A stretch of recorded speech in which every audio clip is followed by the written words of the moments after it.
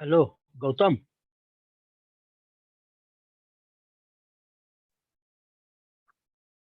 Hello. Hello, sir. Can you hear me? Yes, sir. Hello. मी तुला आता हे बनवतो, हाँ sir. Host. You handle the entire programme. मी असलो आणि नसलो तरी तू मॅनेज कर. आता ऍडमिट कर, वेलकम कर, प्रार्थना म्हण, काय म्हणायचं ते तू कर. ओके. हो सर. ओके. आणि सुशांत सर जॉईन होतो म्हटले ना? हो सर, होतो म्हटलेत. 3 वाजता होतील ते. आता 3ला 1 मिनिट कमी आहे. हो. तुला होस्ट करतो. ओके. हा सर. त्याच्यानंतर मला काहीच करता येत नाही बरं का, तुलाच करावं लागेल. Okay sir. सर ते रेकॉर्डिंग वगैरे आपोआप होतं ना?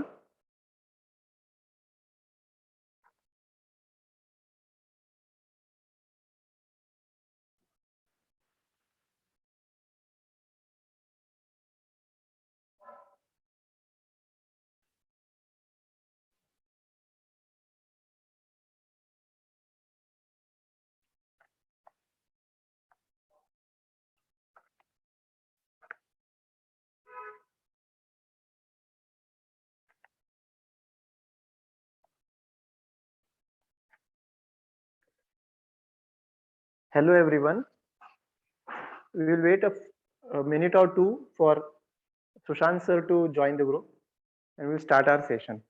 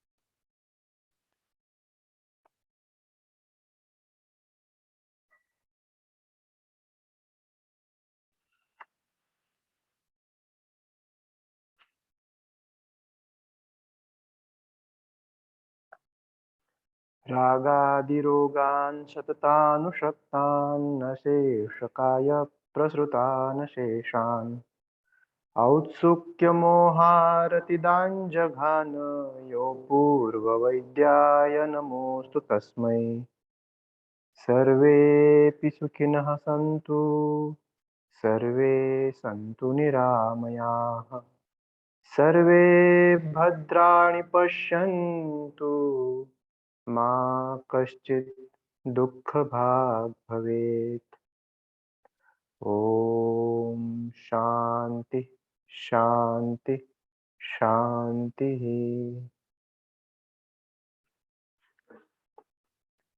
On behalf of Nadi Guru Acharya Sanjay Chhajed Sir ji, I welcome all the participants on this 12th day of Nadi Pariksha Nadi Mahakumbh.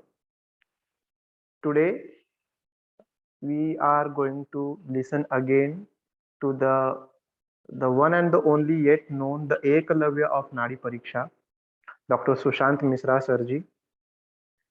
He would be giving a talk on the effect of Ahara in Nadi Pariksha. Before doing Nadi Pariksha, we all Vaidyas are aware about the don'ts with respect to this context. We are not supposed to examine the Nadi Pariksha of the patients after eating meals. Why is it so? What are the effects of Shadrasas on this Nadi Pariksha? Those who are meditators will also have understood, might have also understood about the effect of Ahar, the effect of Pani on body. But An objective elaboration with respect to this concept is studied by Dr. Sushant Mishra Sirji. With the help of his, as he has well said, the Buddhi Rupi Deepak, he has tried to analyze all the various aspects of the effect of Ahar on the pulsating nadi. In the previous lecture of Mishra Sirji, he has given a regulation that we are supposed to examine the nadi of the patient after 2.5 hours or 3 to 3.5 hours of consumption of meals. This was a very specific observation or a quoted note done till now in this Mahakumbha. This is a very specific note given or instruction rather given by Sushant Mishra Sirji. Also, he has advised us to examine. Let me revise a few things that he has made us aware about while examining the Nadi Pariksha. Sir, correct me if I make any mistakes in your revision.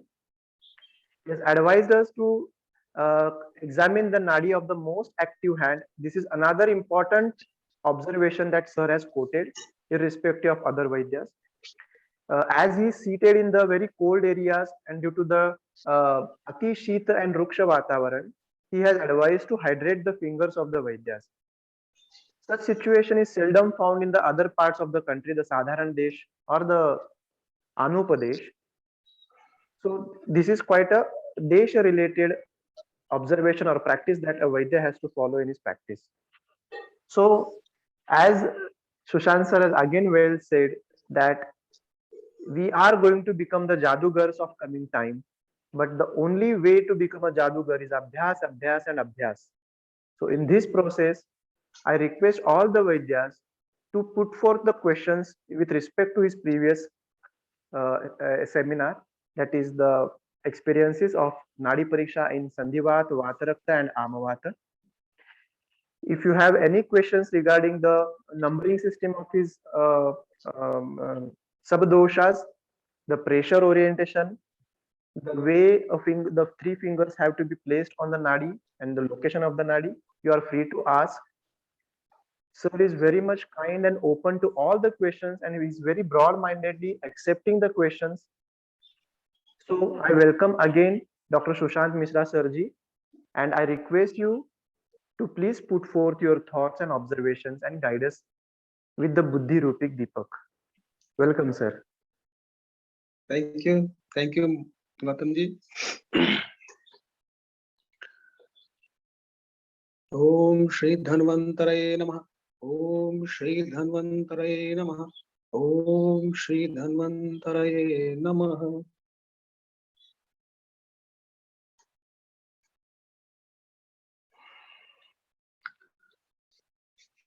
Dhanvantari जी के कृपा से आप सबके बीच में मैं कुछ ही दिनों के भीतर दोबारा से उपस्थित हूँ और आप सभी जो नाड़ी के जिज्ञासु लोग आज यहाँ पर उपस्थित हैं उन सबको मैं प्रणाम करता हूँ।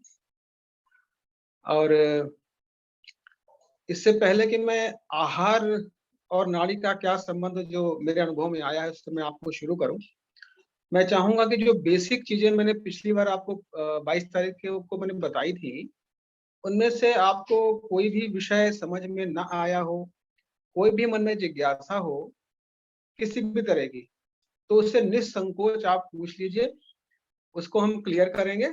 और उसको क्लियर अगर नहीं होगा तो हमको आगे बुरी बात को समझने में आनंद नहीं आएगा फिर। इसलिए प्लीज प्लीज प्लीज जो भी क्वेरीज हों आप लोग पूछिए।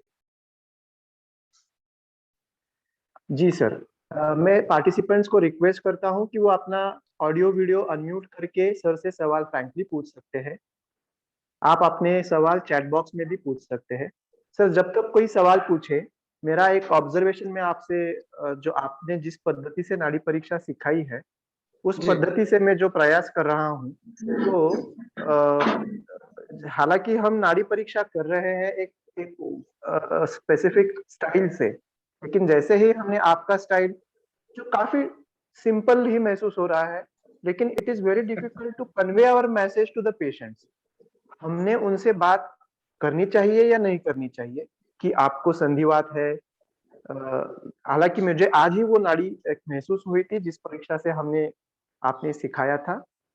मैंने परपेंडिकुलरली अपने फिंगर्स को ना रखते हुए फ्लैट सरफेस से नाड़ी को स्पंदन का महसूस किया। महसूस किया कि मुझे जो सुपरफिशियल मतलब जो फर्स्ट हैंड इंफॉर्मेशन लगती है वो इंडेक्स फिंगर पे स्पर्श लगती है, और जैसे मैं थोड़ा सा डीप जाता हूँ, जैसे कि आपने कहा था कि अप्रोक्सीमेटली 50% डीप ऑफ द नाड़ी डेप्थ, तब मुझे वहां पे वात स्थान में स्पेसिफिकली व्यान सिर्फ इतना ही एक बिंदु 4 पॉइंट पे इतना ही एक बिंदु का स्पर्श हुआ। ये एक, और दूसरा एक केस ऐसा महसूस हुआ कि मुझे इंडेक्स फिंगर पे, रिंग फिंगर पे, दोनों फिंगर पे सुपरफिशियल पे स्पर्श महसूस हुआ, लेकिन जैसे मैं डीप 50% तक डीप जाने का प्रयत्न करता हूँ, मुझे कोई भी स्पंदन नहीं लगा। अभी मैंने इन दोनों केसेस में उनके हिस्ट्रीज नहीं ली थी। This were the two new cases, just मैंने नोट किया और आई वेंट फर्दर। तो मुझे ये समझ में नहीं आ रहा था कि how to connect the dots. Please इसके ऊपर मुझे मार्गदर्शन कीजिए सर। मैं आपके प्रश्न को बहुत अच्छे तरीके से नहीं समझ पाया हूँ। आपने ये कहा कि आपने जब टॉप लेवल में देखा तो आपको वात में स्पंदन मिला, फिर आपने इंडिविजुअली जब फर्स्ट फिंगर को आपने लगभग हाफ तक आपने दबाया, तब आपको व्यान वायु में यानी कि V4 में स्पंदन मिला। सर क्षमा कीजिए, मैंने तीनों उंगलियां एट अ टाइम डाली नीचे मिडल में। बस ये यही मेरी यही गलती हो गई। हाँ, बस बहुत बढ़िया बात आपने बताई है। आमतौर पर मैंने देखा कि जो और पद्धतियां हैं, आप सबको पता ही है कि अभी तक तपन सर आए हैं और अपने नाड़ी गुरु तो हैं ही, और ऐसे कई लोगों ने, कई विद्वानों ने अपनी अपनी जो बातें कही हैं, तो सबका देखने के तरीके में थोड़ी थोड़ी भिन्नता रहती है। आप सब अच्छी तरीके से इस चीज को समझते हैं। तो जो मेरा तरीका है, मेरा तरीका जो जिसका जन्म हुआ, वो जैसे जैसे समझ में आता गया वैसे वैसे जन्म होता गया। दरअसल मेरा कोई गुरु ऐसा मुझे नहीं मिले। तो फिर जब मन में जिज्ञासा हुई कि यार अगर हम तीनों उंगलियों को एक साथ रख के देखा मैंने, तो मैंने कहा यार इसमें हम 15 जो भेद है कुछ समझ में नहीं आते हैं। जब समझ में नहीं आया तो विचार आया फिर क्या किया जाए, क्योंकि कोई बताने वाला था नहीं। फिर मन में विचार आया कि क्यों ना एक एक उंगली से ट्राई करके देखते हैं, शायद कुछ मिल जाए। तो जो वात पित्त कफ के जो 15 भेद हैं, ये आपको एक उंगली रखी, फिर ये रखी, फिर ये रखी, तभी मिलेंगे आपको। एक साथ तीनों उंगलियां रखेंगे तो आपको नहीं मिलेंगे, जो मेरा तरीका है। हाँ, तो इस बात का जरूर ध्यान रखिएगा जी कि सर। तीनों उंगलियां आपको इंडिविजुअली रखनी है। वात के लिए आपने इंडेक्स फिंगर को केवल इसको रखना है, केवल, बाकी उंगलियों को हवा में। ठीक है। जी पित्त के सर। लिए केवल ये उंगली रखनी है, बाकी दोनों उंगलियां हवा में। कफ के लिए आपको केवल ये उंगली रखनी है, बाकी दोनों उंगलियां हवा में। ओके। Yes sir, yes. हाँ, ये करेंगे तो बहुत बहुत आसानी से मिल जाएगा, क्योंकि तीनों उंगलियां रख करके मुझे तो कभी मिला ही नहीं, इसीलिए नया तरीका खोजना पड़ा। जी सर, यही यही गलती हो गई, तीनों उंगलियों का मैंने इस्तेमाल किया सेकंड लेवल पे, क्योंकि हाँ, बल का और बोध हो मुझे, रहा था, सब हाँ दोष नहीं समझ में आ रहे थे। हाँ, वो नहीं आएगा, मुझे तो आया नहीं, इसीलिए ये करना पड़ा। जी सर। और बताइए, किसी का कोई क्वेरी है?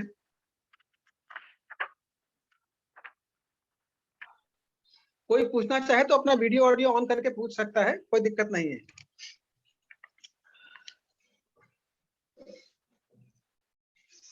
गौतम जी, कितने लोग जुड़े हुए हैं अभी? सर अभी साधारण 7 पार्टिसिपेंट्स जुड़े हुए हैं। अच्छा अच्छा अच्छा अच्छा। तो अभी किसी ने कोई क्वेरी तो नहीं डाली है? जी सर। अच्छा, कोई बात नहीं। फिर भी मैं एक, जो पेशेंट को देखने के बाद में, उसकी नाड़ी को एग्जामिन करने के बाद में जो फिगर में ड्रॉ करता हूं, उसको मैं आपको दिखाता हूं।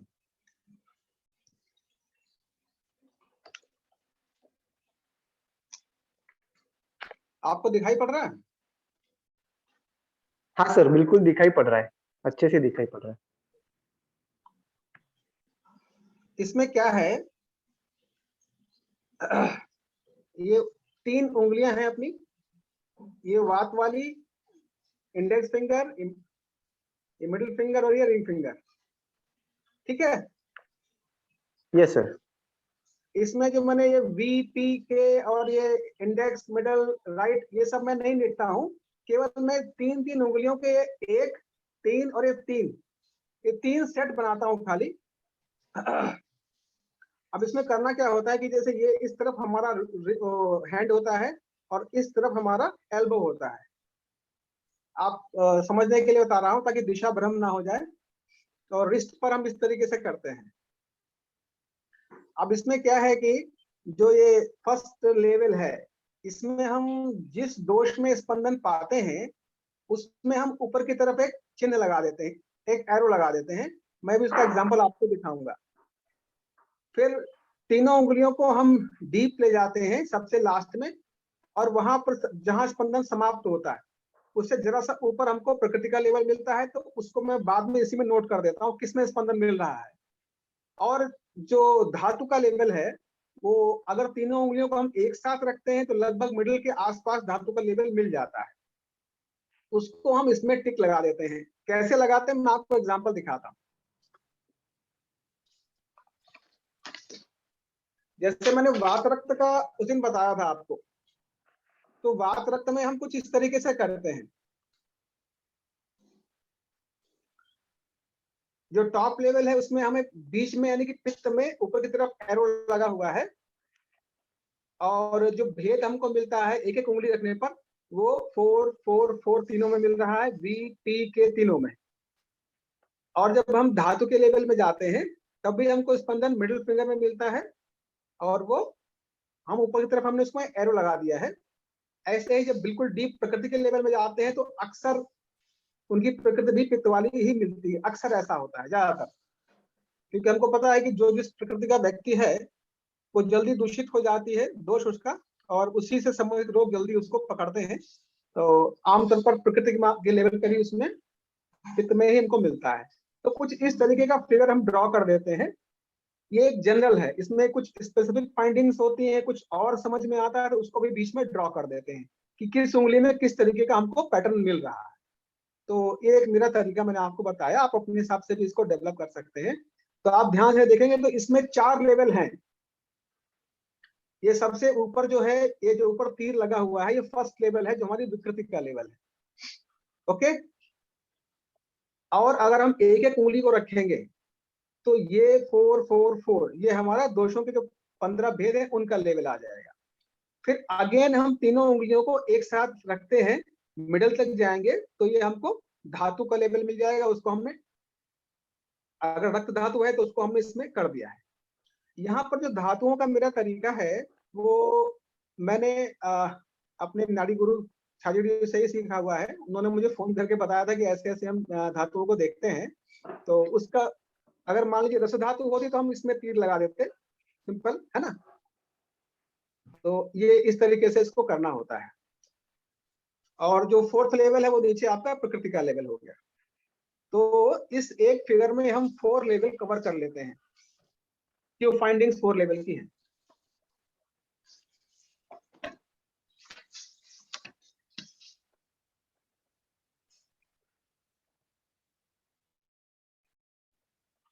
जी। अभी इसमें मेरे पास एक कल गौतम जी से मेरी बात हुई थी। तो गौतम जी ने कहा था कि आपकी जो उंगलियां हैं और जो रिस्ट है, कलाई है, उसके बीच में एंगल कितना आप रखते हो। तो जैसा कि हमारी थोड़ा सा सिस्टम अलग है, जैसे जैसे हमको सुविधा हुई उस हिसाब से हमने अपना सिस्टम डेवलप कर लिया। तो आमतौर पर क्या होता है कि गौतम जी ने बताया कि संजय छाजेड़ी ने उनको बताया हुआ है वो 90 डिग्री पर रखते हैं एकदम ऐसे, पर मैं 90 डिग्री पर नहीं रखता हूँ। इसको मैं थोड़ा सा ऐसे करके रखता हूँ, इस तरीके से।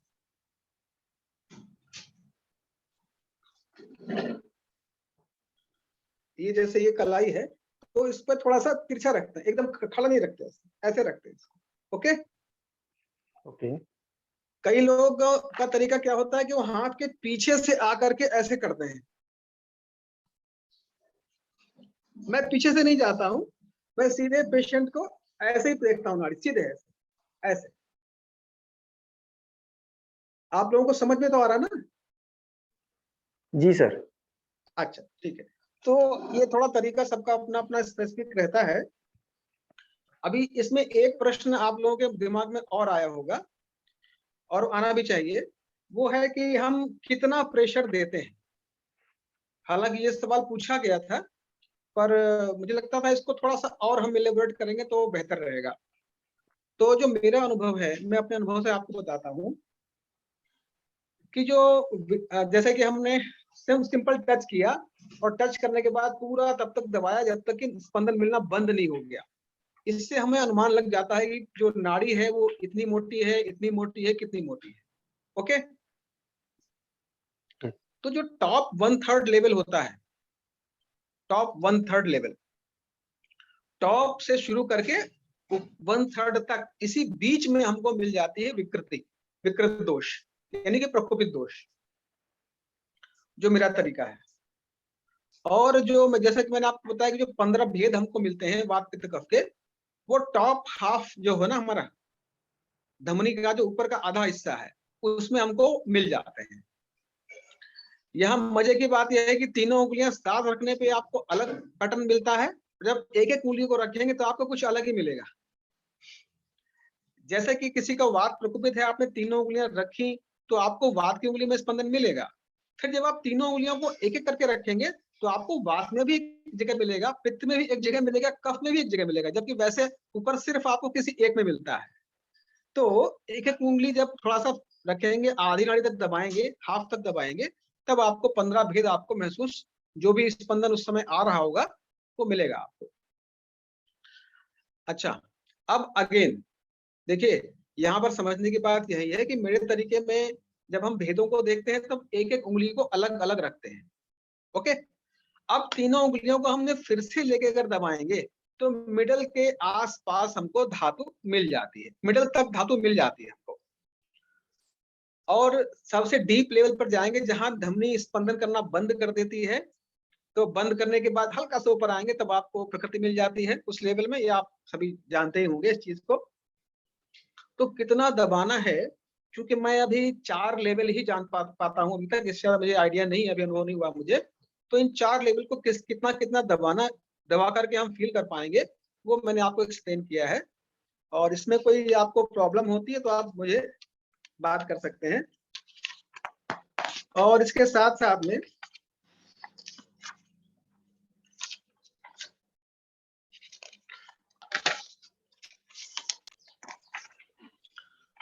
तो ये थोड़ा सा नटशेल में जो कुछ जिज्ञासाएं आपको हुई होंगी, क्योंकि मैं देख रहा था आप लोग सवाल पूछ रहे थे। नाड़ी गुरु को सादर प्रणाम। प्रणाम नाड़ी गुरु सुशांत जी।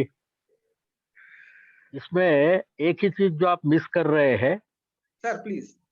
वो है इमीडिएट एक्सप्रेशन, जहां पर हमें ग्रॉस इंफॉर्मेशन मिलती है। और वो मिस इसलिए कर रहे हैं क्योंकि आप शुरुआत करते हैं हल्के से रखने से। बाकी तो आपने बिल्कुल पकड़ा है, फिर आपने नाड़ी को ऊपर से नीचे तक दबा लिया तो आपने उसकी थिकनेस पता कर ली। और थिकनेस पता करने के बाद आपने ऊपर वाले 1/3 में मिला, आपको जो विकृति मिली जो सुपरफिशियल है, उसके नीचे जाने के बाद जो मिलता है वो है धातु, और उसके नीचे जाने के बाद जो मिलती है वो है प्रकृति। ये बिल्कुल सटीक है, सामान्य है। हम एक छोटा सा इसमें परिवर्तन जो करते हैं जिसको इमीडिएट एक्सप्रेशन कहते हैं। आप 4 लेवल आपने तो पकड़ ली, अब 4 लेवल के बाद जो बचता है वो है ग्रॉस एक्सप्रेशन, जिसको हम इमीडिएट एक्सप्रेशन कहते हैं। इसमें एक बहुत छोटा सा सिंपल फंडा करते हैं, आपको फिर दोहरा देता हूँ क्योंकि आज का विषय नहीं है, सर पर मैं फॉर्चुनेटली आ चुका हूँ तो मैंने कहा चलो आपके इसमें थोड़ा सा बढ़ोतरी करें। आप बिल्कुल सर, बिल्कुल। उंगली रखिए, नाड़ी पे उंगली रखिए, हाथ ऐसा रखिए। सर एक मिनट सर, मैं अभी रखता हूँ।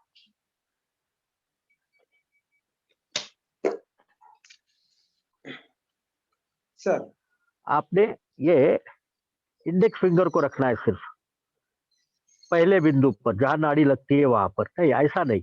आपको ये लोकेशन आइडेंटिफाई करनी है। साइलॉइड प्रोसेस से अंदर गए और जहां सर पर हमें गटर लाइक स्ट्रक्चर मिलता है वहां पर उंगली रखी। हाँ सर। अब यहाँ पर जहां हमें बिल्कुल साफ सुथरा स्पर्श मिले इतना उसको हाँ सर, दबाना है। ठीक। और बस उतना ही प्रेशर दूसरे पर, उतना ही प्रेशर तीसरे पे देना है। Okay sir. जितना प्रेशर आपने इंडेक्स पे दिया है उतना ही प्रेशर मिडल पर भी देना है और उतना ही प्रेशर आपको रिंग पर भी देना है। ये हल्के से थोड़ा ज्यादा सर। है, ये हल्के से थोड़ा सा ज्यादा है। तो यहाँ पर आपको बिल्कुल ग्रॉस इंफॉर्मेशन मिलती है, ये विकृत है या नहीं है। पहली बात जो प्रिकिंग से पता चलती है, ये इसका हृदय ठीक ठीक चल रहा है कि नहीं चल रहा है, ये पता चलता है। अग्नि की स्थिति पता चलती है, और ये कितना दीर्घकालिक है कि अल्पकालिक है, ये पता चलता है। शरीर के कौन से हिस्से में हो रहा है, ये पता चलता है। बड़ा सिंपल है। नाड़ी परीक्षा का आप किसी भी पद्धति से करो, ध्यान में रखना, नाड़ी वही है, उंगलियां भी वही है। कोई भी बंदा रिंग फिंगर अंगूठे के नीचे नहीं लगाता। जितने चाहो उतने डॉक्टर देख लो, आप रिंग फिंगर को पहले नहीं लगाता, इंडेक्स को ही लगाएगा। हाँ? और उसको दबाकर छोड़ना, यही सिस्टम है। तीसरा सिस्टम कुछ नहीं है दुनिया में। हमारी पल्स वही है जो हम रेडियल आर्टरी को देखते हैं, वहां पर हम 3 उंगलियों का प्रयोग करते हैं। वहां पर सबसे शुरुआत में हम इंडेक्स रखेंगे, बीच में मिडिल फिंगर रखेंगे, एंड में रिंग फिंगर रखेंगे। जितने भी नाड़ी वैद्य है दुनिया भर में, वो सब इसी प्रोसेस का उपयोग करते हैं। चाइना में भी यही करते हैं, श्रीलंका में भी यही करते हैं, साउथ ईस्ट एशिया में भी यही करते हैं, भारत में किसी भी सिस्टम में हो यही करते हैं। इसका बेसिक कारण है, हम जो डिस्टल पकड़ना चाहते हैं नाड़ी, जो हृदय से सबसे दूर है, वहां पर हम विक्षेपण कर्म जो है वो सबसे अधिक होने वाली नाड़ी को ढूंढते हैं, और इसलिए इंडेक्स को रखते हैं वहां पर जहां हमें वात का ज्ञान होता है। बाकी तो आप सब लोग नाड़ी गुरु हो। आज ये महाकुंभ में समाहित होने वाले सभी लोग जो है वो नाड़ी परीक्षा सामान्य सीखने के बाद आए हैं। मैं हमेशा कोशिश ये करता हूँ कि ये बेसिक सिखाऊं, बस यहाँ पे रुक जाता हूँ। मैं सिखाता नहीं हूँ, जनरली बात भी नहीं करता। जनरली मैं बात भी नहीं करता, बात करता हूँ मेरे कोर्स में जो आते हैं ना, यूनिवर्सिटी का कोर्स है जो हमारा, उसमें जो आते हैं उनके साथ साल भर बात होती है ना रोज, तो फिर उनको ये छोटी छोटी चीजें चली जाती है। पर आप बिल्कुल सटीक हो, और ये इसमें आपने जो सिस्टम को ढूंढा है, वो जो व्यवस्था है आयुर्वेद शास्त्र के माध्यम में, उसी व्यवस्था को आपने स्वतंत्र रूप से प्रैक्टिकली उजागर किया, इसलिए आप एकलव्य हो। आपने एकलव्य ने भी धनुष्यबाण नया बनाकर नहीं चलाकर सिखाया था, उसने सिर्फ वेद लेना जो है वो सीखा था। ध्यान में रखना, धनुष्यबाण एकलव्य ने नहीं बनाया था। नाड़ी परीक्षा हम में से किसी बंदे ने बनाई है। नाड़ी परीक्षा ये शाश्वत है, चलते आई है, वो बिल्कुल जिंदा सर। रहने का प्रमाण है, वो जिंदा रहने का प्रमाण है। तो दुनिया में जब भी किसी ने परीक्षा की होगी, सबसे पहले नाड़ी परीक्षा हुई होगी। तभी तो आप कहते हैं ना कि ये जिंदा है या नहीं है। भाई परीक्षा में सबसे इंपॉर्टेंट क्या है, सामने वाला व्यक्ति जिंदा है कि नहीं है, और ये जानने का सबसे सरल सटीक तरीका नाड़ी परीक्षा थी। तो मेरा अपना मानना है, जिसके प्रमाण है मेरे पास, कि ये एक शाश्वत intuitional, since the beginning of the human life on the earth, it has been a part of medical examination. So and what you have identified is an absolute truth. Remember this, it is an absolute truth. You only remove the dust out of it. That is why I admire you. You tried it on your own and searched out the truth. Hello भाई साहब, जरा आवाज नहीं करेंगे तो बेहतर होगा।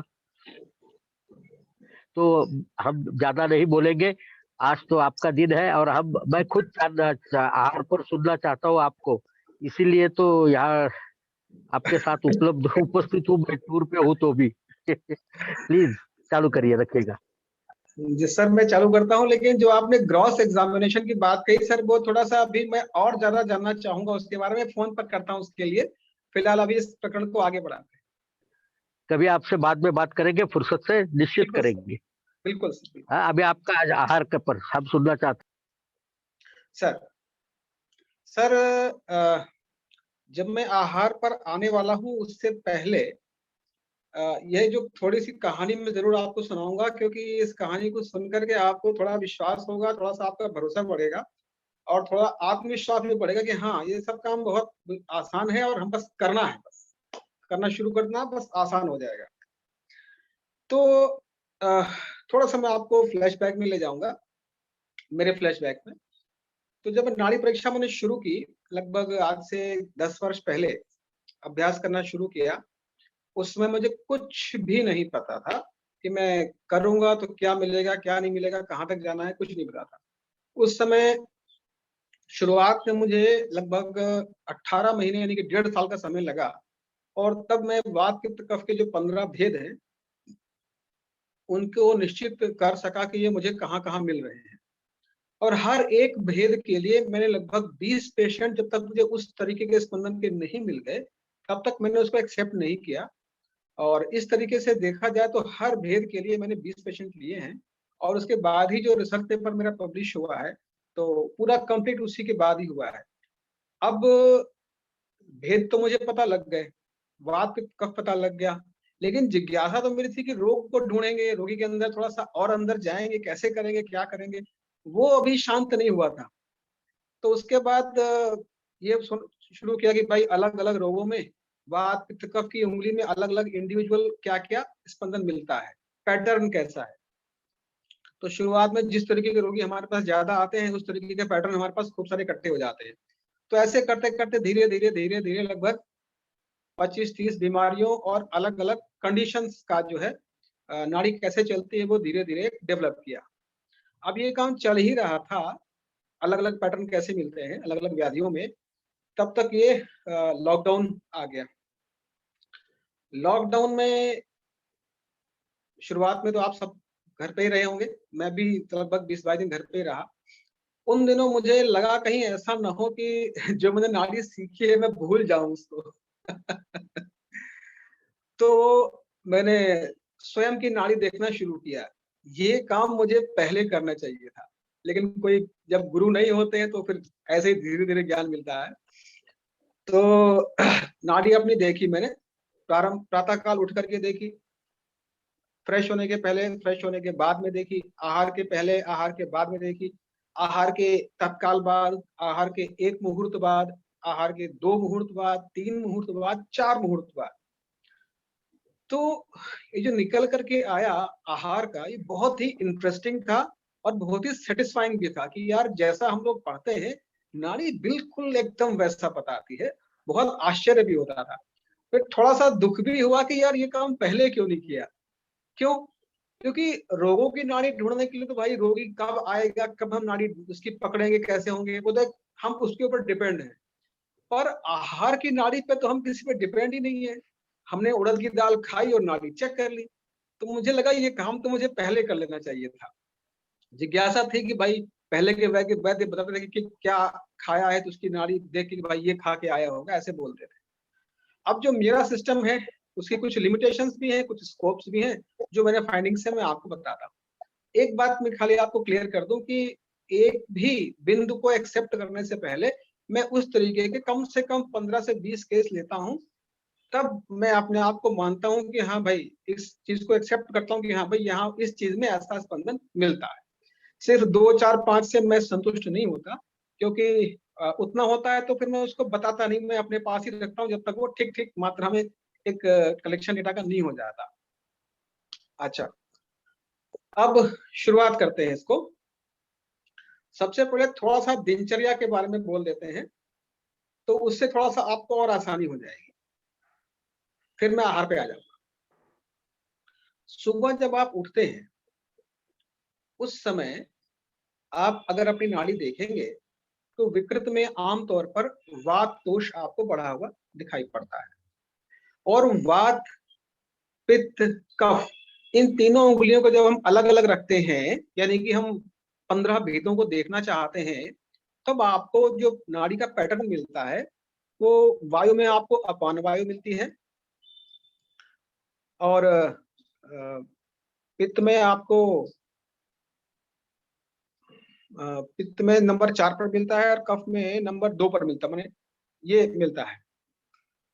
अच्छा, तो इसके बाद जब आप जैसे ही फ्रेश होकर के आते हो, तब वैसे ही आपकी जो नाड़ी है वो अपान वायु को छोड़ करके व्यान वायु पर आ जाती है।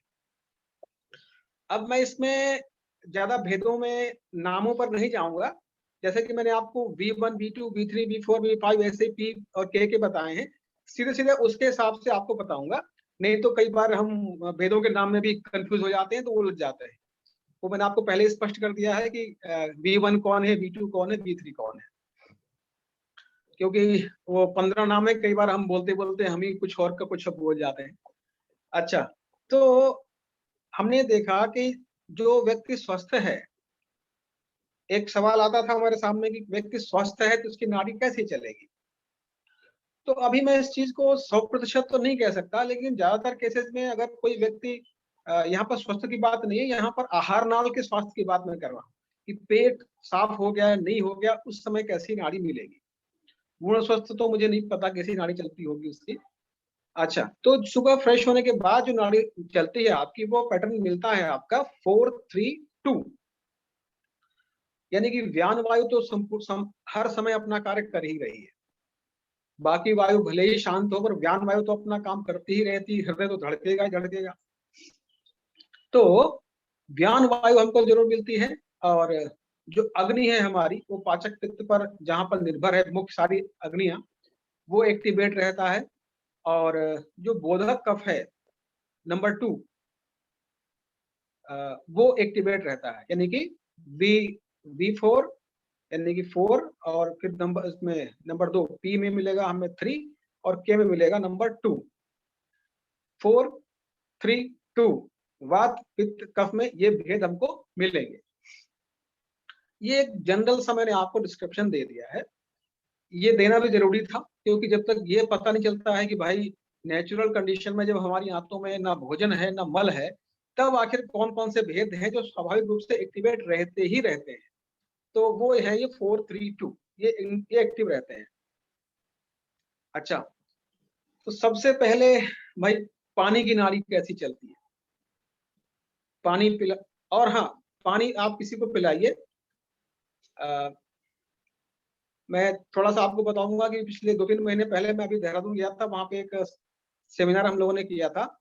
वहां पर मंच पर मैंने अपनी पीठ के पीछे 2 विद्यार्थियों को बुलाया था। एक ने पानी पिया एक गिलास, एक ने चाय पी करके वो मेरे सामने आए, मैंने उनकी नाड़ी देखी और मैंने बताया कि भाई आपने संभवतः चाय पी होगी और आपने पानी पिया है। तो ये मेरा बताने का तरीका था कि नाड़ी में हमें कहाँ तक जा सकते हैं, क्योंकि जो आहार है उनका जो है तत्काल विदिन 1-2 मिनट में ही उनकी नाड़ी मिलना शुरू हो जाती है, देर नहीं लगती है। इसलिए मैंने आपको एग्जाम्पल बताया कि बस उन्होंने चाय या पानी पिया, आए, नाड़ी देखी और वो तत्काल मिल गया, उसमें बहुत देर की जरूरत नहीं पड़ती है। तो पानी की नाड़ी कैसी चलती है, पानी की नाड़ी में आमतौर पर जब देखते हैं तो दोष, वायु दोष उस समय हमको मिलता है जब तीनों उंगलियां एक साथ रखते हैं, यानी कि हम विकृति देखते हैं तो वो वायु वाले में मिलती है। और जो तीनों भेदों को हम देखेंगे तो 222 मिलेगा, माने वात में भी नंबर 2 पर, पित्त में भी P2, कफ में भी K2, 2-2-2 वात पित्त कफ। यानी कि स्वतंत्र रूप से जब दोषों के भेद देखने के लिए हम एक एक उंगली को रखेंगे तो तीनों ही उंगलियों में हमें नंबर 2 वाले स्थान पर स्पंदन मिलता है। और ये जो पानी है, पानी का स्पंदन आपको 5 मिनट से लेकर के 10 मिनट तक वो स्पंदन मिल सकता है, उसके बाद वो स्पंदन नहीं मिलता। अब इसके बाद मैंने उनको चाय पिलाई थी एक व्यक्ति को। जो चाय का है वो भी बड़ा मजेदार, बहुत इंटरेस्टिंग है। आप किसी को चाय पिलाएं और उसकी नाड़ी देखें तो आपको विकृत में यानी कि टॉप लेवल पर आपको पित्त मिलेगा, और जब आप तीनों उंगलियों को एक एक करके रखेंगे तब आपको 3-3-3 ये मिलेगा, यानी कि वात की उंगली में भी 3 मिलेगा, पित्त की उंगली में भी नंबर 3 पे स्पंदन मिलेगा, और कफ की उंगली में भी नंबर 3 पे स्पंदन मिलेगा। और आपको तो पता है कि जो 3 है वो तीनों ही उंगलियों के बीचों बीच में है, जो तीसरा बिंदु है हमारा, तो इसको आप सिंपल हम लोग समझाने के लिए बोल देते हैं कि भाई P333 शॉर्ट में बोल दिया उसको, यानी कि पित्त प्रधान दोष मिलेगा, यानी कि विकृत मिलेगा टॉप लेवल में, और जो भेद मिलेंगे वो 333 समान वायु पाचक पित्त क्लेदक का। अब आप चाय पिएंगे, चाय, और हाँ, ये चाय का असर होता है, मैंने देखा है आमतौर पर चाय का असर 2 घंटे 3 घंटे तक भी शरीर पर रह जाता है। यदि कोई पित्त प्रकृति का व्यक्ति है, उसने चाय पी है, तो उसकी नाड़ी तो 3.5 घंटे तक भी डिस्टर्ब हो जाती है। और कोई कफज व्यक्ति है, तो उसके ऊपर जो ये मतलब चाय का असर है उसकी नाड़ी पर पड़ता है, वो थोड़ा कम देर रहता है, किसी किसी में तो 1 घंटे में समाप्त हो जाता है। तो ये जो चाय की नाड़ी, जो चाय है, ये हमारी नाड़ी को बहुत डिस्टर्ब कर देती है, और कोई भी रोगी अगर चाय पी करके आता है तो मेरे लिए नाड़ी देखना संभव नहीं हो पाता, क्योंकि नाड़ी बताती है कि भाई P333 मिल रहा है। तो सबसे पहले तो मैं यूं ही पूछ लेता हूँ कि भाई तुझे चाय तो पी के तो नहीं आए हो? अगर नहीं आए हो तब फिर मैं बढ़ता हूँ एसिड की तरफ, कि अम्ल पित्त तो नहीं है, उसकी तरफ आगे बढ़ते हैं। अब इसके बाद एक बहुत ही इंटरेस्टिंग चीज है दूध। अलग अलग चीजों की नाड़ी मिलती है आहार में, लेकिन दूध जब कोई पीता है तो उसकी नाड़ी में कोई चेंज नहीं आता, कोई चेंज नहीं आता। मुझे लगता है कि शायद दूध को शरीर ऐसे ही एक्सेप्ट करता है जैसे कि कोई बॉडी पार्ट ही हो, कोई चेंज नहीं आता। तो दूध पिलाने के बाद में मुझे नाड़ी में कोई चेंज नहीं दिखाई पड़ा। अब यहाँ पर सर मैं सर एक जी सर कोई चेंजेस नहीं का मतलब क्या? हाँ, बहुत बढ़िया क्वेश्चन आपका है। देखिए, अगर कोई व्यक्ति भूखा है तो आम तौर पर नॉर्मल आंतों में भोजन और मल नहीं है, तो 4-3-2 ये पैटर्न नाड़ी में मिलता है। P4 P3 K2 ये सामान्य पैटर्न मिलता है। पर ये देखो, 2 बातें हैं। यदि व्यक्ति सुबह के समय है, पेट पूरा खाली है, आंतों में भोजन मल नहीं है, तब ये नाड़ी मिलेगी। या कोई व्यक्ति संतुलित रूप से आहार ले रहा है, माने ओवर ईटिंग नहीं कर रहा है, आम दोष नहीं बना हुआ है, समय पर भोजन कर रहा है, समय पर पानी पी रहा है, पाचन ठीक से हो रहा है, तो दोपहर के भोजन के 3 से 4 मुहूर्त के बाद में भी आपको शाम के समय ये नाड़ी मिल सकती है। पर आजकल जो रोगी हमारे पास आते हैं वो आहार विहार के नियमों का पालन नहीं करते, तो उन सबके लिए ये नियम बनाना संभव नहीं है। तो ये रही बात दूध की। अब हम जो सबसे महत्वपूर्ण मुझे जानकारी उससे मिली कि भाई अलग अलग दालों की नाड़ी अलग अलग होती है। ये बहुत इंटरेस्टिंग चीज मुझे मिली। अच्छा, फ्रूट्स का देखा मैंने, फ्रूट्स में कुछ विशेष चीज मुझे नहीं समझ में आया, लेकिन दालों का तो स्पष्ट नाड़ी मिलती है। जैसे हमारी बहुत प्रिय दाल सब्जी होती है माश, यानी कि इसे हम लोग यहाँ उड़द की दाल बोलते हैं। तो उड़द की दाल, आप किसी को सब्जी में दाल खाता है खाने में, आप नाड़ी देखिए उसकी, तो जैसे कि जितना हमें पता है कि भाई उड़द की दाल कौन से दोषों को बढ़ाती है, कफ और पित्त को। आप तीनों उंगलियों को उड़द की दाल खाने के बाद अपनी रखिएगा, आपको तुरंत मिलेगा कि कफ और पित्त में दोनों में स्पंदन आपको मिलेगा। यानी कि जैसे हम टॉप लेवल विकृति का लेवल बोलते हैं, उसमें आपको पित्त और कफ दोनों में स्पंदन मिलेगा।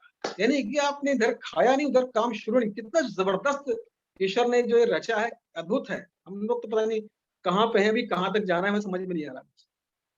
और जब आप भेदों को देखेंगे, एक एक उंगली को रख करके ही हम भेदों को देखते हैं, जो मेरा तरीका है, तो उसमें आपको अपान वायु मिलेगी, यानी कि 5V5 मिलेगा,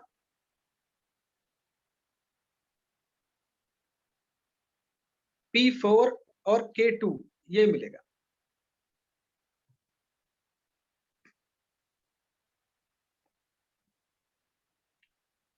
आहार की नाड़ी को समझना इसलिए जरूरी है कि वात पित्त कफ के जो ये 15 भेद हैं अलग अलग, इनमें बहुत सारे भेदों को समझने के लिए हमें रोगी का इंतजार नहीं करना पड़ेगा। हमने वो खाना खाया, उस तरीके का आहार लिया और नाड़ी देखी, अच्छा तो इसका मतलब अगर 4 पे स्पंदन मिलेगा या 2 पे मिलेगा तो इस तरीके का इस जगह पे मिलता होगा, मेरी उंगली में इसका मतलब वो यहाँ पर मिलता है। ऐसे हमको एक अनुभव होने लग जाएगा। अब खाना तो हमने रोज कुछ ना कुछ खाना ही है, दाल भी लगभग रोज खानी ही खानी है, तो आप अनुभव इसका आज ही प्रारंभ कर सकते हैं। अच्छा, इसके अलावा राजमा की दाल होती है, राजमाश, है ना। राजमाश में जो दोष प्राधान्य है वो मुझे इस समय ध्यान में नहीं आ रहा है, इसलिए मैं उस पर अभी कोई हवाई नहीं बोलूंगा आपको। लेकिन जो भेद मिलते हैं वो बड़े स्पेसिफिक मिलते हैं। वो मिलते हैं 5-2-2, यानी कि V5, P2 और K2। यानी कि मैं फिर से बार बार इस चीज को कहता हूं कि भेदों के लिए हमें एक एक उंगली को स्वतंत्र रूप से मध्य बिंदु तक, नाड़ी की जो मोटाई है उसके फर्स्ट हाफ में इसको घुमाना पड़ेगा थोड़ा सा, एक एक उंगली को 15 भेदों के लिए। और 15 भेद एक साथ नहीं मिलने वाले, तीनों में से एक एक ही मिलेगा, तीनों में, है ना, तीनों उंगलियों में। इसलिए घबराने की कोई जरूरत ही नहीं है, कोई कंफ्यूजन का कोई चक्कर ही नहीं। तो ये राजमाश जो है इसकी, अब एक दो दालों का मैं और लूंगा, फिर मैं एक जनरल आपको बताऊंगा। जो मसूर की दाल है, मसूर की दाल आप खाएंगे तो टॉप लेवल में आपको वात और पित्त, टॉप लेवल में ये आपको मिलेंगे। और जब आप भेदों को ढूंढेंगे और अपनी फर्स्ट फिंगर को दबाएंगे तब आपको 4 मिलेगा, फिर 2 और फिर 2, यानी कि 4-2-2, वात पित्त कफ में 4 नंबर, 2 नंबर पे आपको स्पंदन मिलेगा। यानी कि इसको हम लोग V4, P2, K2 ऐसे भी हम बोल सकते हैं समझने के लिए। ये आपका जो मसूर की दाल है उसका है। अच्छा, मूंग की दाल हम लोग खूब इस्तेमाल करते हैं, तो मूंग की दाल में जो स्पंदन मिलता है वो भी थोड़ा सा पित्त, थोड़ा सा वायु, और उसमें 4-2-1 मिलता है। 4-2-1।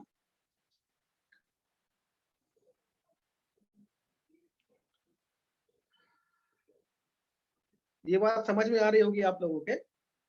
अब एक दाल हमारे यहाँ बहुत खाई जाती है, इसको तुअर की दाल, अरहर की दाल हम लोग बोलते हैं, या रेस्टोरेंट में जाएं तो पीली दाल ऐसे करके बोलते हैं।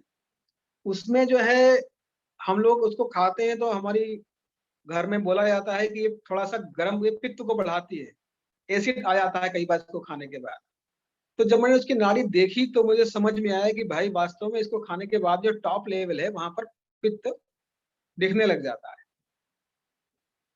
बाकी इसमें जो भेद है 4-3-2 नॉर्मल जो चलता है वैसे ही भेद चलता है इसमें, तीनों स्पेसिफिक अलग से कुछ नहीं हो जाता, इसमें 4-3-2 चलता है।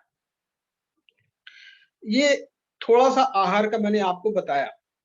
अब जो इसके बाद का चरण है उसको जानना बहुत इंटरेस्टिंग है और बहुत ही सेटिस्फाइंग भी है। वो कैसे? एक मुहूर्त का समय कितना होता है? लगभग 48-50 मिनट का मान करके चलिए। तो जो ये दालें मैंने आपको बताई है ना, इन दालों की जो नाड़ी मिलेगी आपको एक मुहूर्त तक ही मिलेगी। किसी किसी को आप 60 मिनट भी चल सकती है, पर आमतौर पर 50 मिनट के आसपास वो एक मुहूर्त तक वो चलती है। अच्छा, तो कुछ आहार ऐसे हैं जिनकी नाड़ी मिलती है, जैसे कि दालें हैं, इनकी नाड़ी आपको मिलेगी। तो नाड़ी कब मिलेगी? एक मुहूर्त तक ही नाड़ी मिलती है।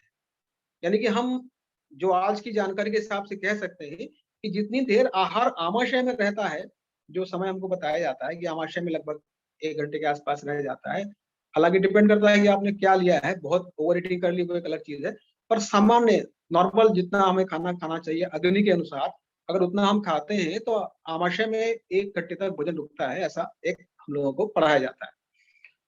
तो संभवतः अब मैं अनुमान लगा रहा हूं कि जब तक आहार आमाशय में रहता होगा तभी तक हमें उसकी नाड़ी मिल पाती है। उसके बाद फिर नाड़ी बदलती है। बहुत मजेदार होता है जब आप एक मुहूर्त के बाद बार बार नाड़ी रख के देखते रहिए, तब भेदों में जो बदलाव आता है बड़ा इंटरेस्टिंग होता है। वो कैसा होता है? एक मुहूर्त के बाद में आपको नाड़ी कैसी मिलेगी? अभी तक तो आपको अलग अलग आहार के हिसाब से मिल रही थी, फिर मिलेगी आपको टॉप में पित्त मिल, एक मुहूर्त के बाद में टॉप लेवल में आपको पित्त मिलेगा। और जब एक एक उंगली को आप रखेंगे तो आपको V3, P3 और K3 मिलेगा। V3, P3, K3। ये 333 कौन है भाई? तो समान वायु, P3 पाचक पित्त, K3 क्लेदक कफ। तो एक मुहूर्त के बाद में आपको ये नाड़ी मिलती है। यानी कि जब पूर्ण पाचक रस उस पे भोजन पे काम कर रहा होता है 1 घंटे के बाद में, एक मुहूर्त के बाद में, तब ये तीनों ही जो है पाचक पित्त, क्लेदक कफ और समान वायु, तीनों ही उस समय एक्टिवेट हो जाते हैं।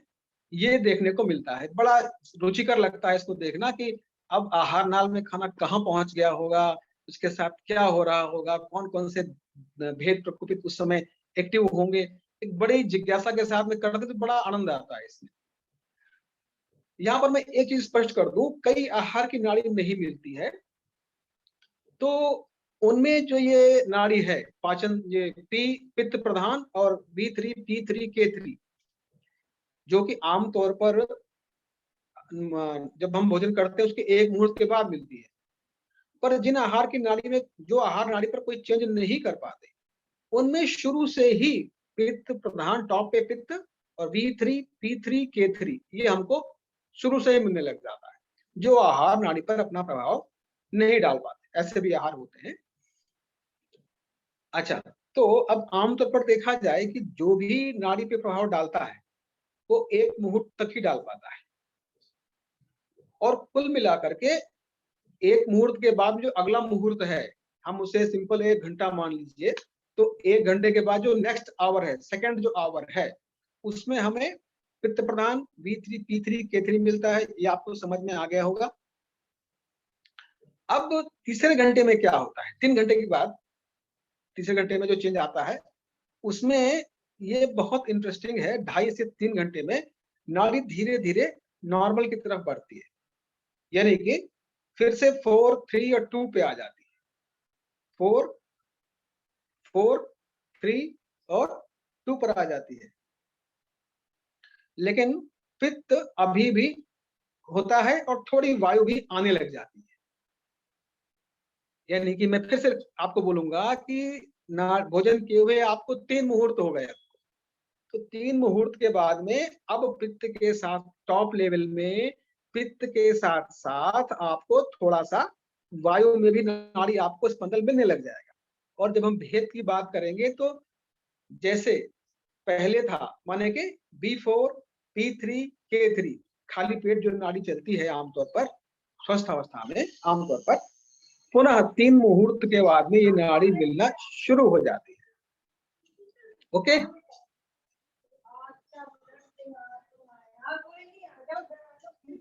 सर इसका अर्थ हम ये समझ सकते हैं कि आहार ये तृतीय अवस्था पाक काल में है, ऐसा समझ सकते हैं? हाँ बिल्कुल। आप अभी मैं इसका एक स्टेप और बढ़ूं, फिर मैं आपकी बात पे आता हूं। जब खाना खाए हुए 4 घंटे हो जाते हैं, 4 आवर्स बीत गए, तब क्या होता है? तो उसके बाद क्या होता है कि जो हमने खाया है उसका अवशोषण होने लग जाता है और आंतों में थोड़ी सी वायु बढ़ने लग जाती है। तब क्या चेंज आता है? तब आपको 4 मुहूर्त के बाद में, यानी कि 4 घंटे के बाद में आपको दोष मिलेगा वात। और वात कहाँ वाला मिलेगा? जब आप एक एक फिंगर रखेंगे तो आपको अपान वायु मिलेगी वहां पर। और 3 पित्त में देखिए, समान जो ये पाचक पित्त है ना, स्वस्थ अवस्था में ये आपको एक्टिवेट मिलता है। आप कुछ खाएं वो अलग बात है, नहीं खाएंगे तो ये आपको एक्टिवेट मिलता ही मिलता है, क्योंकि ये सभी अग्नियों का मूल है। संभव होता है, ऐसा मेरा मानना है, इसलिए ये नॉर्मली ये एक्टिव ही रहता है P3। और जो K2 है हमारा बोधक कफ, वो जो है इस तरीके से मिलता है।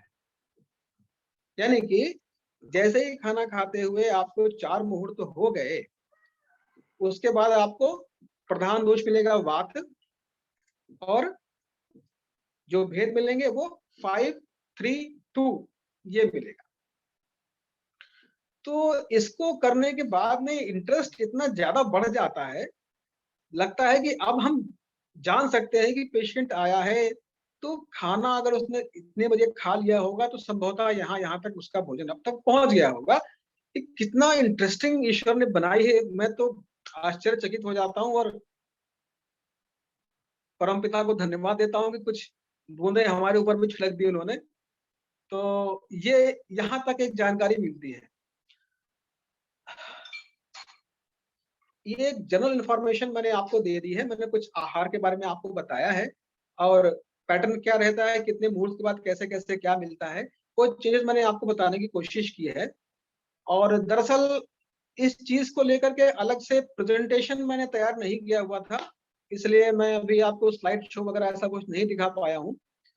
पहली बार मैंने इस पे बोला है, तो इसलिए उसके लिए मैं क्षमा चाहूँगा, परंतु मैं समझता हूँ कि आप सबने शायद नोट किया होगा, आपको समझ में आ फिर भी मैं आप सबसे विनती करूँगा कि कभी भी आपको कोई चीज़ समझ में नहीं आती है, तो आप मुझे सीधे फ़ोन कर सकते हैं, बेहिचक फ़ोन कर सकते हैं, कोई इसमें संकोच करने की आवश्यकता नहीं है, मुझे बहुत प्रसन्नता होगी बताने में आपको।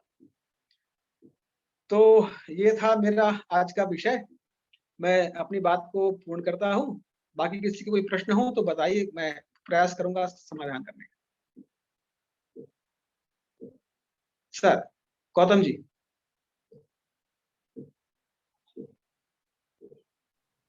Yes sir. सर, आपने काफी बड़े स्कोप्स खोले हैं इसमें। जो पेशेंट्स पर्यूषित मतलब मोड़ आए हुए पदार्थ खाते हैं, अंकुरित पदार्थ, अंकुरित धान्य जब खाते हैं, तो उनके नाड़ी का स्पर्श कैसा होता है सर? इसमें ये तो अब जैसे तत्वतः तो इसमें वात प्रकोप होना चाहिए, तो सुपरफिशियल में भी लगना चाहिए वात। आपका क्या अनुभव है सर? हाँ, देखिए ये आपके मैं समझता हूँ अभी आपके अलावा बहुत से लोग ऐसे होंगे जो अलग-अलग आहार के बारे में उनकी जिज्ञासा होगी। लेकिन मैं आपको बता दूं कि दरअसल मेरा आहार बहुत ही संतुलित, बहुत ही सादा रहता है। इसलिए मैं बहुत वैरायटी ऑफ जो फ्रूट्स है उसके बारे में मैं बहुत कॉन्फिडेंस के साथ नहीं बता पाऊंगा आपको। अब ये काम आपको करना है। जरूर, आप काफी इंटरेस्टिंग है सर ये। अभी जैसे हम और अध्ययन कर न रहे हैं सिर्फ सर। एक एक दाल का, जैसे विरूड़ों का आप लोगे जब भी गौतम जी, विरूढ़ हाँ सर। पदार्थ जो है, जो जिसको हम अंकुरित कहते हैं, उन्हें विरूढ़ धान्य ये संज्ञा है ग्रंथों में। विरूढ़ धान्य जो है उसमें एक खास प्रक्रिया होती है। जो दालें होती है वो जल विरहित होती है, और जब इनको जल में पुनः एक बार सोखा जाता है या नए दाने निकाले जाते हैं जिसमें जलांश होना बहुत जरूरी है, उनको रखा जाता है, तब जाके अंकुरित होता है। प्रक्रिया ध्यान में रखो, ये वो पुनर्सर्जन की प्रक्रिया है।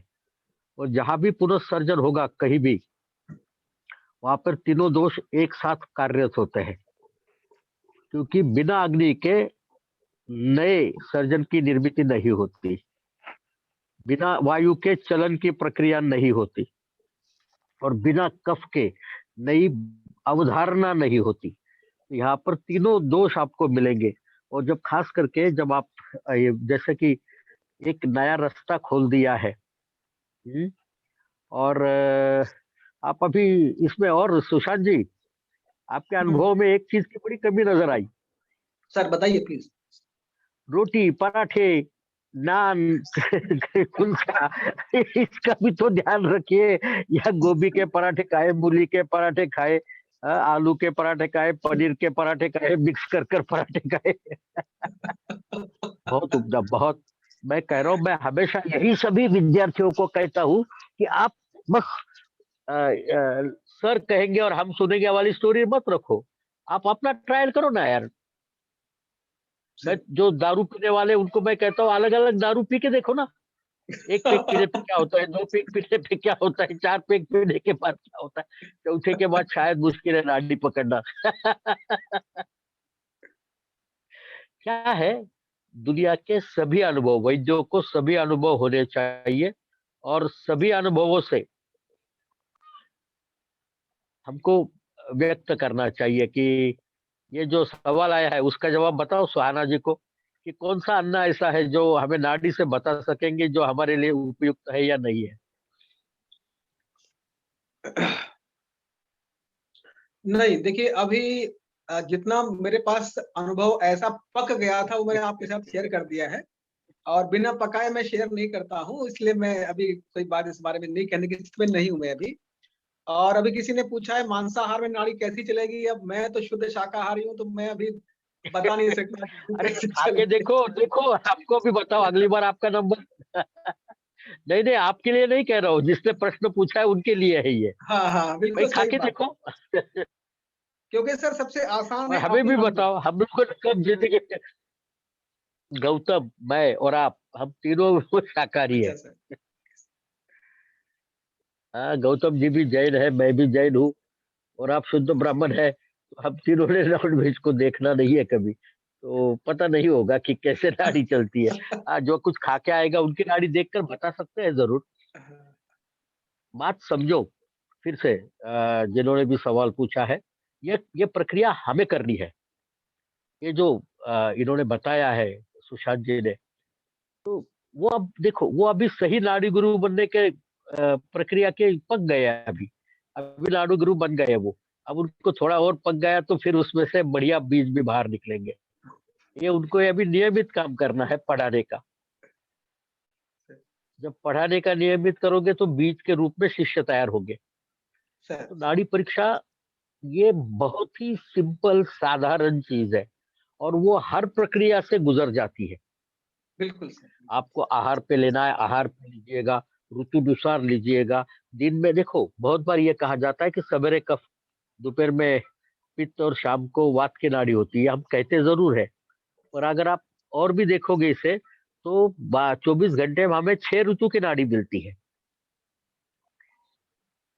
अच्छा सर। दिन के। और ये बसवराज्यम कहता है कि हमको दिन के 24 घंटे में 6 ऋतु की नाड़ी मिलती है, 6 की 6 ऋतुओं की अलग अलग समय में।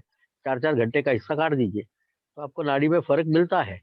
और यही प्रक्रिया है कि ये जो मिलता है मिलता है मिलता है हम कहते हैं, मिलाकर तो देखे यार एक बार। सुशांत जी ने किया क्या है भाई, मिलता है तो है, हमें ये मिला। हम खुश कब होते हैं यार, उड़द की दाल खाने पर मांस खाया, अलग दाल, राजमांस खाया, अलग नाड़ी, अरहर की दाल खाई, अलग नाड़ी, मैंने मिक्स करके दाल खाई, अलग नाड़ी, मैंने चौली की दाढ़ी खाई, मसूर की खाई, अरे मूंग की खाई। वो फर्क होता है। आपने जो ऑब्जर्वेशन किया है वो बहुत सटीक है। दूध, सिर्फ दूध, ध्यान में रखना, सिर्फ दूध, उसमें कुछ भी नहीं मिलावट की, तो नाड़ी में बहुत से बदल नहीं होता। अगर धारोष्ण मिला, वो पियो तो नाड़ी जैसी थी उसमें आपने कुछ पिया है इसका आता पता भी नहीं लगेगा। Right sir. धारोष्ण होना चाहिए। धारोष्ण का मतलब है निकला गाय से और हमने पेट में डाला, ये जिनके नसीब में मिलता है। हाँ, जो रेफ्रिजरेटेड दूध है वो पीने के बाद आपने नाड़ी देखी तो आपको कफ प्रधान मिलेगी, और ये इतना बढ़िया बदलाव दिखता है। सवाल, वो गर्म करके भी पियो आप, रेफ्रिजरेटेड होना चाहिए, तो वो कफ प्रधान मिलेगी। आपने मलाई डाल के खाई, वो कफ प्रधान होगी। आपने उसमें कुछ भी डाल दिया दूसरा चीज, बोर्नविटा डाला, कॉम्प्लान डाला, प्रोटीन एक्स डाला, ये हमें हर बार बदल देगा। Hafsa, your question is very simple because you are vegetarian, you are following the things very properly. Patients have various preferences. Right now, we are not identifying it is the preference of food for the person whose nadi is different. Right now, what Sushant is trying to tell all of us is what is the impact he found of food on the nadi. Remember, it is not identifying the right or wrong food. It is about the finding in the nadi because of the food intake. What specific food has been taken inside the body and what is the impact. Now that impact you can tackle with the prakriti of the patient and decide whether it is sufficient useful or not, or it is can be a difficult thing or not. That's something which every Vaidya has to take the call for. Every Vaidya needed to take the call, but this is such a wonderful understanding that the food item what you are consuming having direct relationship on the nadi, and that is immediate. That is not a time consuming phenomena, and that changes at every 45 minutes per se, or even every hourly basis. You can check. That is why I always tell my patients, all my students, to check the pulse every 10 minutes. Every 10-15 minutes, check the pulse. When you check the pulse, your own pulse, every 15 minutes, and write down what you are doing. If you do it for 100 days, if you check your own pulse every day, every 10 minutes when you are awake, and do it for 100 days, you don't require any other guru. You are your own self would be the fantastic guru for yourself. But keep a note of it. Keep a Right. note of it. What is the difference between all other Nadi Parikshak and Sushantji is keeping the track of it. And that track, the similar finding, if you find it in 20-25 patients, then he communicates others. These are the findings. That is the difference. Ultimate difference lies there. How you practice and whether that practice is captured properly or not captured properly, tracked properly or not tracked properly. If it is tracked, it becomes science. If you faint as it is, sometime that is yadrucha. Yadrucha has no science. If it is repeatability is seen, that becomes science. So that is where the observation makes the difference. And that is what he's been saying in his earlier lecture also and this lecture also. Two things are very predominant. And that predominant things are not only doing it repeatedly, but keeping the note of it. And keeping the note makes him possible to identify, oh, I have seen 30 patients, and in 25 I found this nadi change, but in 5 patients I didn't found that. That's fine. But 25 patients, if out of 30 finds a particular change, then there can be some reason which is underlying. And that some reason is the change, and that is the pariksha. And that is what Shastra says, Siddhanta nam, Bhavid parikshake, Bhavida parikshanam, Siddhati sa Siddhartha. आप अनेक परीक्षाओं के माध्यम से किसी चीज को सिद्ध कर सकते हो, तब वो सिद्धांत बनता है. जब तक ये अनेक परीक्षाओं के द्वारा, जिसको हम आज कहते हैं multi centre trials, patient trials, double blind study, ये क्या है? इसी का नाम है और कोई नहीं है. यही करना है. सिर्फ इसको नाम क्या देते हैं वो इम्पोर्टेंट नहीं है, प्रक्रिया क्या करते हैं वो इम्पोर्टेंट है. एंड बहुत आनंद है. वैद्य गौतम जी, नाडी गुरु, आपके पास है, आपको जो प्रश्न पूछना है पूछिएगा, और आपको कंक्लूड करना है. मैं तो बीच में आ गया, sorry. No sir, you please. आपने conclude. It's never a conclusion. It's always a beginning after ठीक है, listening to Sushant sir. It's a beginning for everybody, my dear. Yes sir. You just-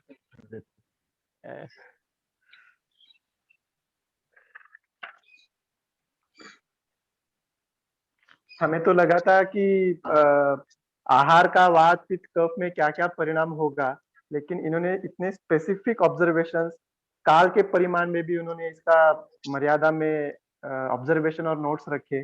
this is quite a direction for all of us with respect to time and with respect to the dravyas what we are consuming. So it's again a new opening for us. I think I will also keep an observations and notes with respect to Ahar Padarth and the style of Sushant Mishra Sirji, and I will try to give a follow-up of one Padarth, at least one Padarth that belongs to this geographical area. For example, pohe.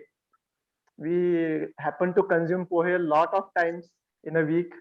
So I think I can be able to give the readings of this Aharya Padarth to everyone in this coming month. So, may I add one thing, Gautam? हाँ sir. You can हाँ keep a sir. track of Bhadang also, Yes sir, sure. because he is from the place which has one very particular dish called Bhadang, very famous of his place, and the largest manufacturer of it is friend of Gautam. So he can consume it at multiple times of the day. Yes, yes, definitely, sir, definitely. But this is not for you alone. It is request for everybody. Please, we have another almost 12, 13 days to go. So 13 days. Everybody identify 2 or 3 items, base items, not the prepared one. Don't tell me about paneer paratha, but tell me about the basic paneer, the basic dal, basic mawa, or something of that sort. Two, everybody, and consume it at different times of the day in next 7 days, and try to see the pulse, what impacts they find.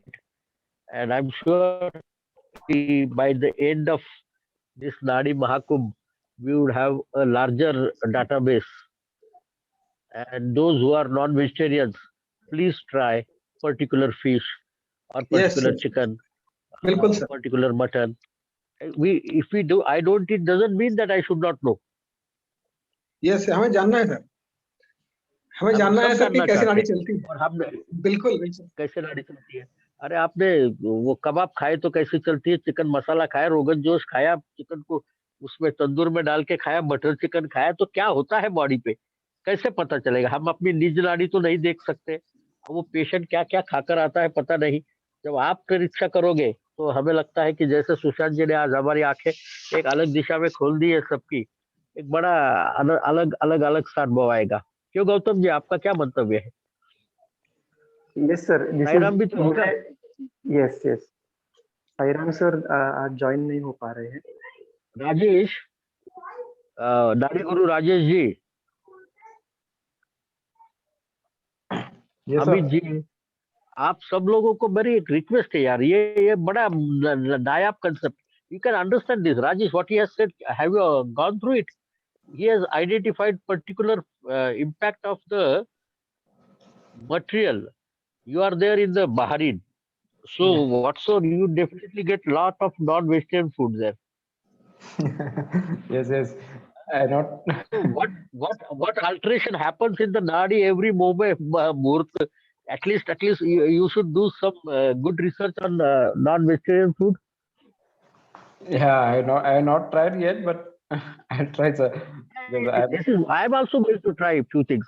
I am also going to try a few things. This is new sure. thing, and we should all collectively put it in the group. So what will happen by the end of this 15 days, remaining 12, 13 days, we should have some database. This is Yeah. this is Yeah, homework. please. Yeah, This okay, is sure. homework. Assignment for everybody from Nadi Guru Sushant ji. He will also add some more in this coming 15 days. नहीं sir, मेरे पास list तो अभी और भी है, लेकिन मैं जब तक उनको पका नहीं लूंगा तब तक मैं नहीं बताऊंगा सर. पकाना पक जाएंगे. Don't worry. बनता है वो पकता भी है. हाँ? फल बना ही नहीं तो पकेगा नहीं. फल बन गया है तो पकेगा जरूर. चलो बढ़िया बढ़िया, बहुत उम्दा, बहुत उम्दा. And thank you very much for sparing your time. Gautam ji, please conclude. Say thanks to everybody. Yes. Thank you, everyone. Thank you, everyone, for getting exposed to such a new concept, such a new aura in the journey of Nadi Pariksha. I thank you, Sushant sir, for having expressed the honest observations on such a short notice. On behalf of Chajer sir, on behalf of all the students, all the Nadi Vaidyas, I thank you again, and I conclude that today's session is done for today. Thank you. Thank you, thank you. Gautam ji, you are the part of this Nadi Pariksha Abhiyan. You don't have to say on behalf of Sajid sir. You are part of you. All this Rajesh, you, Sairam, Sushant ji. I think these are the all people are the going to be the pillars of Sushen International Foundation of Nadi Pariksha. And this kind of findings will help all of us to build a good Nadi Pariksha in coming days.